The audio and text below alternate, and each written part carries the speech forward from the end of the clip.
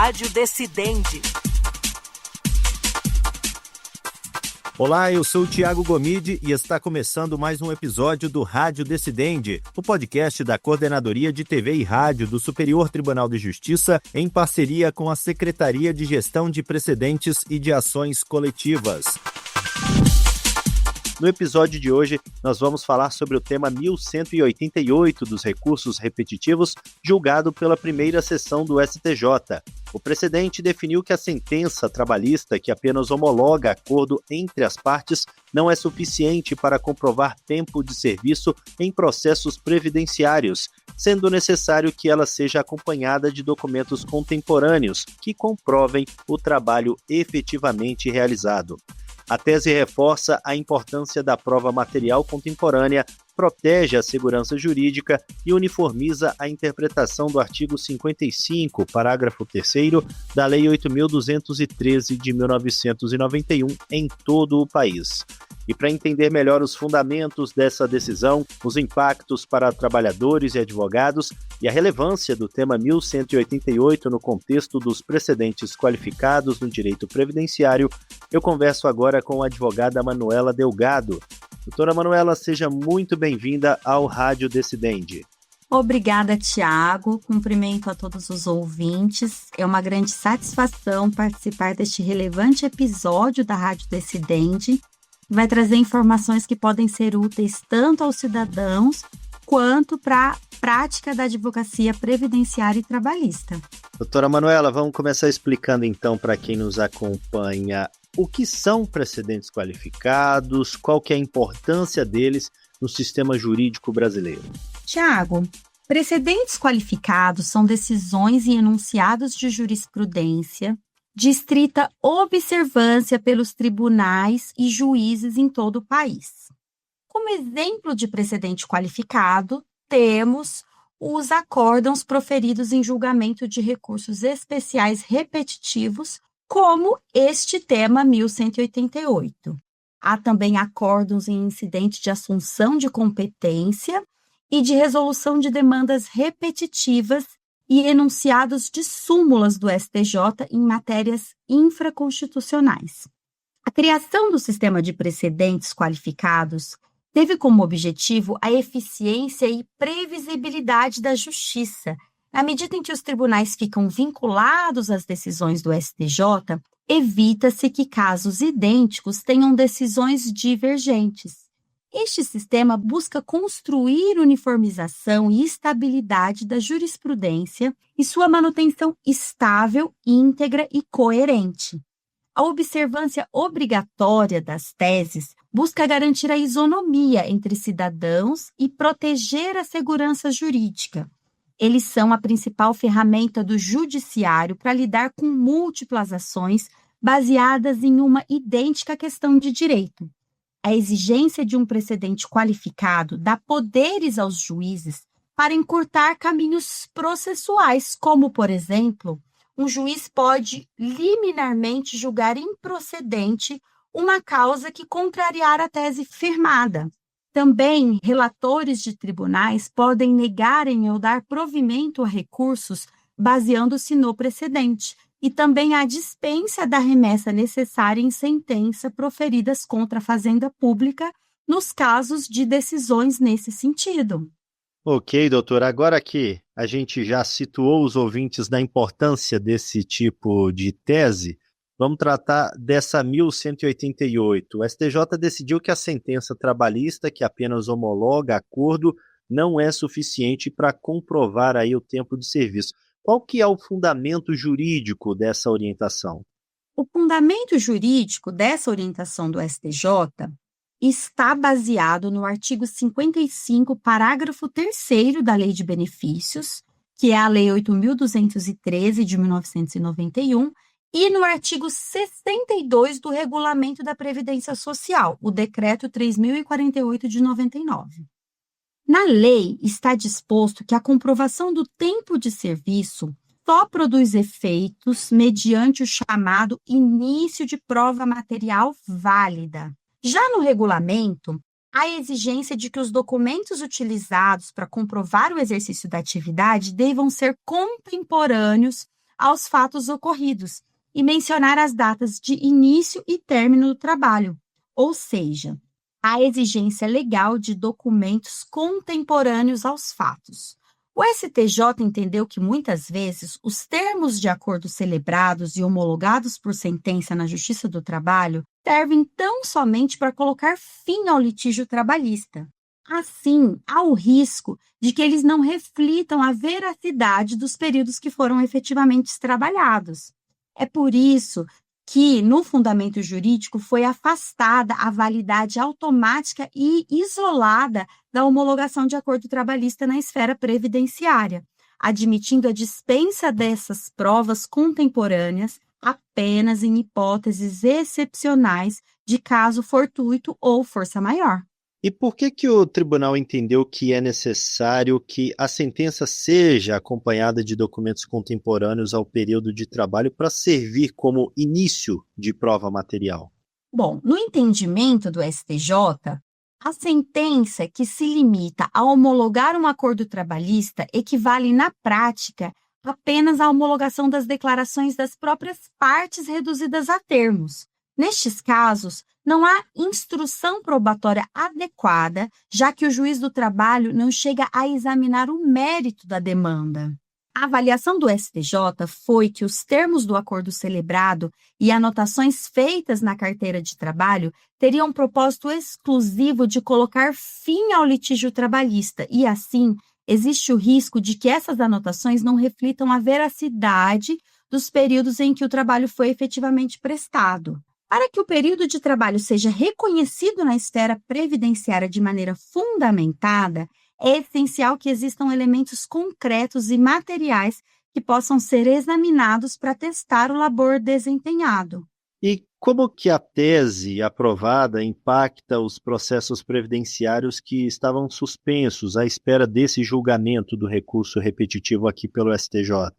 Os processos suspensos em primeiro e segundo graus de jurisdição retomam seu curso normal para julgamento com a aplicação obrigatória da tese firmada pelo Tribunal Superior. Os presidentes e vice-presidentes dos tribunais de origem vão negar seguimento ao recurso especial cujo tema coincida com a nova orientação do STJ.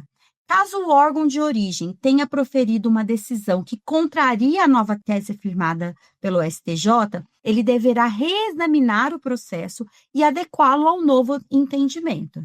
Para os recursos especiais com a mesma questão de direito, que já chegaram ao STJ, eles são julgados mediante a aplicação da nova tese pelo relator se os autos estiverem sido distribuídos ou pelo presidente do STJ se ainda não distribuídos. Existe também a questão da demonstração de distinção, o chamado distinguish.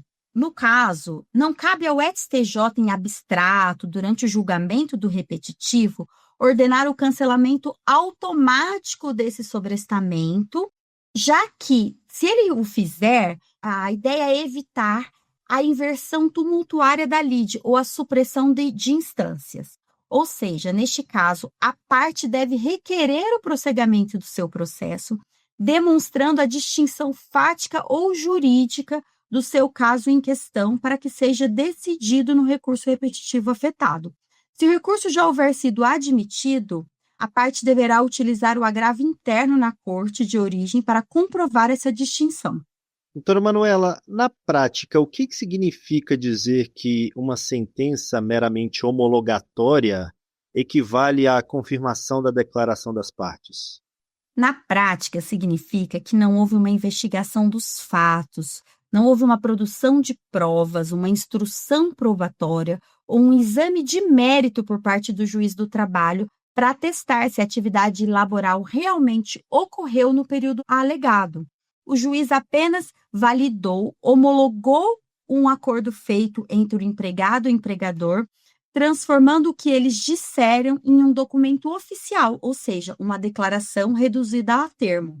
Previdência social, por equivaler apenas ao que as partes declararam, a sentença homologatória isoladamente não atende à exigência rigorosa da legislação previdenciária, que exige um início válido de prova material para o reconhecimento do tempo de serviço.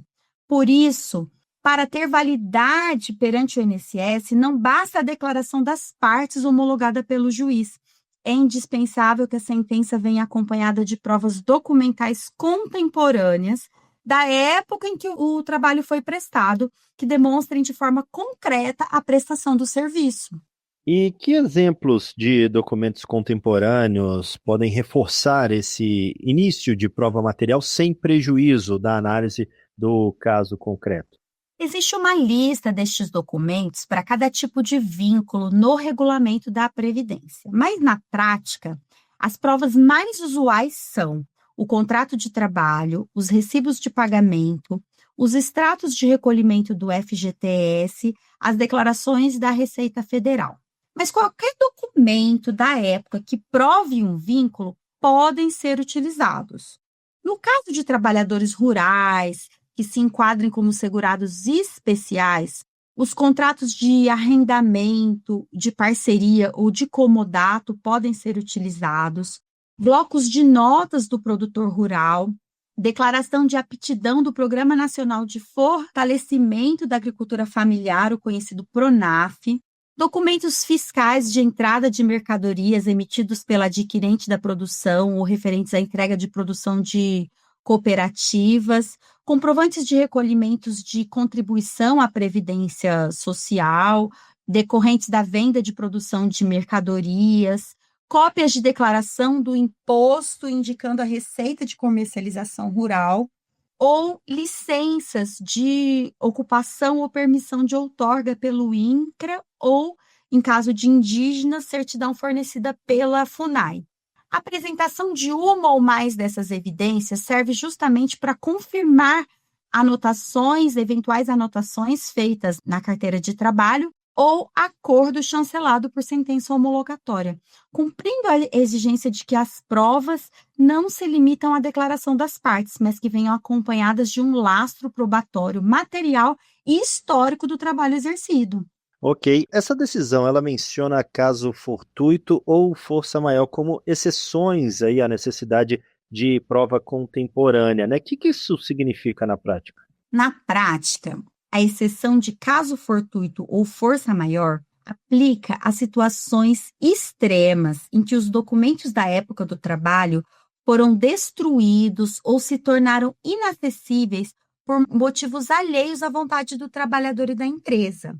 A legislação previdenciária, em especial o Decreto 3.048 de 99, que é o Regulamento da Previdência Social, define essas situações como ocorrências notórias que tenham atingido a empresa na qual o segurado alega ter trabalhado, citando expressamente exemplos como incêndios, inundações ou desmoronamentos.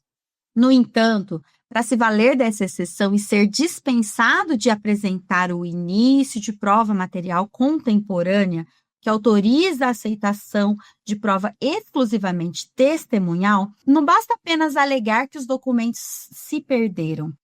O trabalhador precisa cumprir requisitos rigorosos, ele precisa comprovar que houve um desastre, ele precisa fazer correlação de atividades, deve ser possível verificar a correlação entre a atividade econômica da empresa atingida e a profissão que o segurado alega ter exercido. É preciso ter uma prova de existência da empresa. A empresa não estiver mais em atividade atualmente, o trabalhador tem a obrigação de juntar uma prova oficial de que ela existia no período em que ele pretende comprovar o vínculo. Portanto, na prática, essa exceção não serve para contornar casos em que a empresa apenas perdeu os documentos por desorganização, faliu ou fechou as portas irregularmente. Ela é restrita a tragédias devidamente documentadas que justifiquem a impossibilidade absoluta do segurado obter e apresentar as provas exigidas como regra geral. Doutora Manuela, a existência de detalhes precisos na sentença homologatória dispensa a necessidade de elementos probatórios contemporâneos nos autos? Não. A exigência de detalhes precisos na sentença trabalhista homologatória de acordo não dispensa a necessidade de apresentação de elementos probatórios contemporâneos aos fatos alegados. Isso porque, independente do nível de detalhamento do acordo, com as especificações exatas de datas de entrada e saída, função exercida e valores de salários e reajustes, a sentença que apenas homologa este pacto equivale na prática a uma mera chancela judicial das declarações feitas pelas próprias partes reduzidas a termos. Para a jurisprudência do STJ, a ausência de uma instrução probatória adequada com a aprovação de provas, com a produção de provas e de um exame de mérito da demanda trabalhista impede que a sentença homologatória e as anotações da carteira de trabalho nela decorrentes sejam consideradas por si sós um início válido de prova material. A legislação previdenciária, especificamente o artigo 55, parágrafo 3º da Lei de Benefícios, a Lei 8.213, exige rigorosamente que o reconhecimento do tempo de serviço seja fundamentado em documentos da época em que o trabalho foi prestado.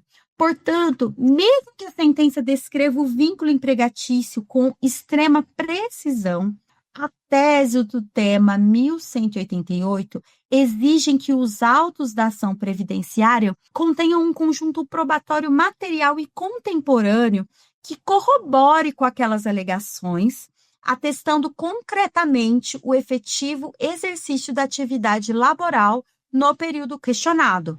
A única exceção admitida em lei é a apresentação dessas provas contemporâneas, é a ocorrência de motivo de força maior ou caso fortuito, conforme explicado anteriormente. E de que forma o entendimento do STJ sobre a necessidade de prova material contemporânea se conecta aí com a legislação previdenciária, especialmente o artigo 55, ali, parágrafo 3º da Lei 8.213? Olha, a referida legislação estabelece que a comprovação do tempo de serviço, inclusive quando feita mediante justificação administrativa ou judicial, só produzirá efeito quando for baseada em início de prova material contemporânea aos fatos. A lei é clara ao proibir a aceitação de prova exclusivamente testemunhal para este fim, abrindo exceção apenas em casos comprovados de força maior ou caso fortuito.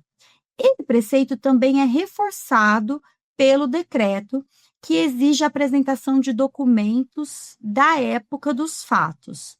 Ao analisar a validade das sentenças trabalhistas meramente homologatórias de acordo no tema 1188, o STJ conectou sua jurisprudência a essa legislação por meio dos seguintes pontos.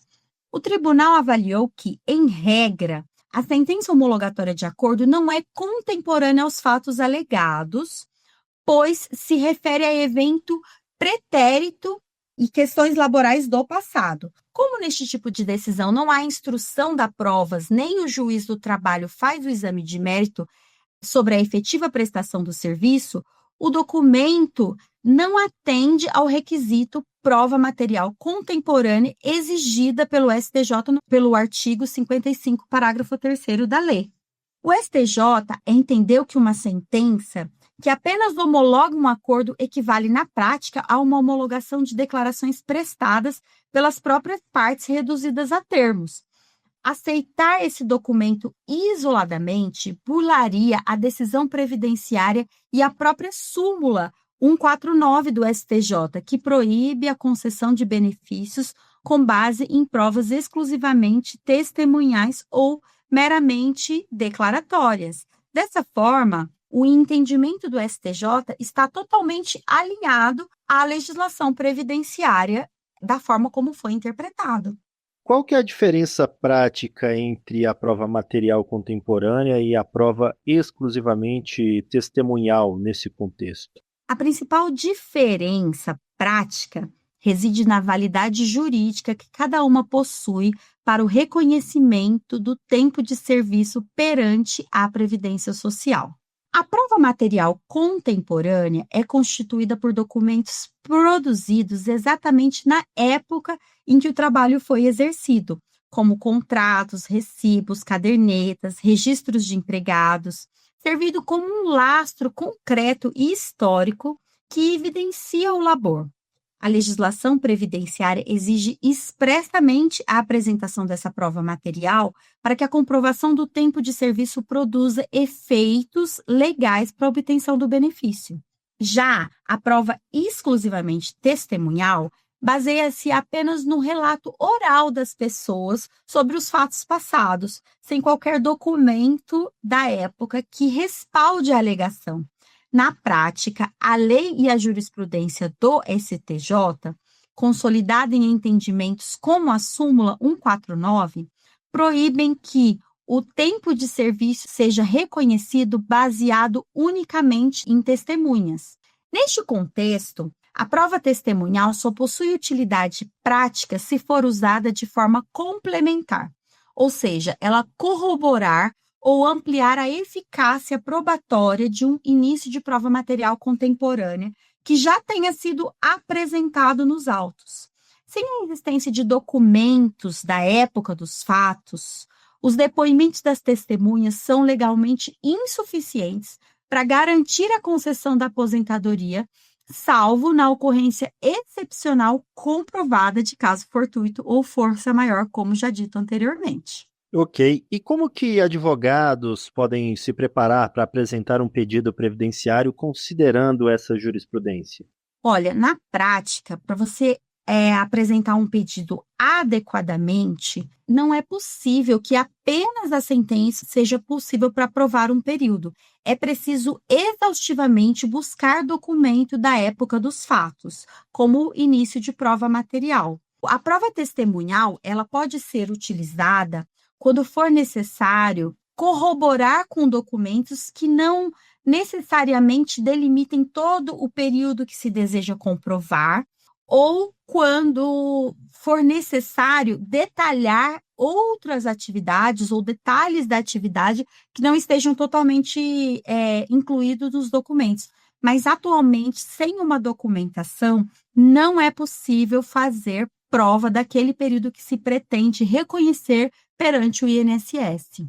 Doutora Manuela, e como que esse tema 1188 se relaciona também com decisões anteriores aqui do STJ, como o PUIL 293, por exemplo? Eles estão totalmente ligados, não há qualquer inovação no entendimento do STJ quando você faz a análise do pedido de uniformização de interpretação de lei, o PUIL 293 do Paraná. Elas estão diretamente ligadas uma à outra. Nos dois entendimentos, no 1188, o STJ fundamentou-se na linha das decisões anteriores. Inclusive, ele cita precedentes, os quais já consolidavam que a sentença trabalhista prolatada sem instrução probatória adequada não atende isoladamente à exigência do artigo 55, parágrafo 3º da Lei 8.213, de 91. Essa jurisprudência histórica já determinava que o uso da sentença trabalhista homologatória só é aceito na esfera previdenciária quando a referida decisão estiver acompanhada do conjunto fático probatório material. Ou seja, não há grande inovação neste sentido. Essa jurisprudência, ela promove efeitos práticos aí para segurados e advogados, doutora? Sim, com certeza.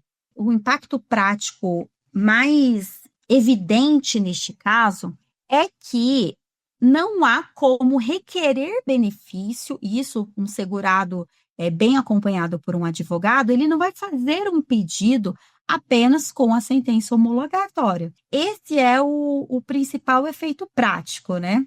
Ou seja, é impossível eu obter um benefício previdenciário, como aposentadoria ou pensão por morte, baseado apenas em um acordo trabalhista homologado e nas consequentes anotações na carteira de trabalho.